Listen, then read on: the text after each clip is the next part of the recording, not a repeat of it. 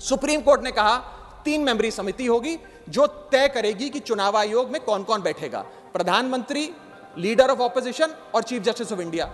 इसमें से chief justice of India को निकाल बाहर कर एक कैबिनेट मिनिस्टर को इसमें डालकर पूरा नियंत्रण सिलेक्शन समिति का इन लोगों ने बिगाड़ दिया, जिसके चलते आज इस समिति में सरकार के पास 2 वोट हैं। 2:1 से सारे फैसले मेजॉरिटी से सरकार ले सकती है।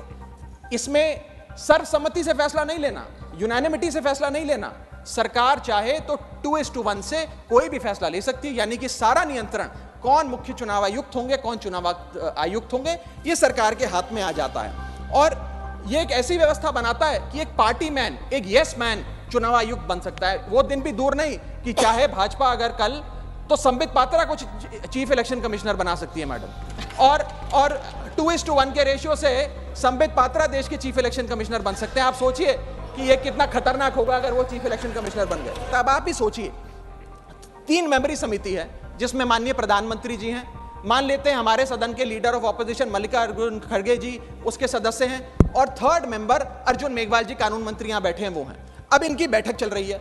इसमें माननीय प्रधानमंत्री जी कहते हैं कि मैं रमेश नाम के शख्स को चीफ इलेक्शन कमिश्नर बनाना चाहता हूं।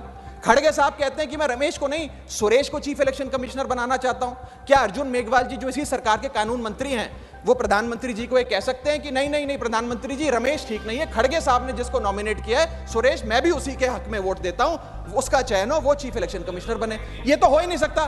तो जो सरकार चाहेगी वही होगा। तो एक प्रकार से निष्पक्षता और स्वतंत्रता चीफ इलेक्शन कमिश्नर की खत्म करने का काम ये करती है। अगर आप ये वीडियो YouTube पर देख रहे हैं तो हमारे चैनल को सब्सक्राइब करें और बेल आइकन को दबाना ना भूलें। अगर आप Facebook पर ये वीडियो देख रहे हैं तो हमारे पेज को लाइक करें।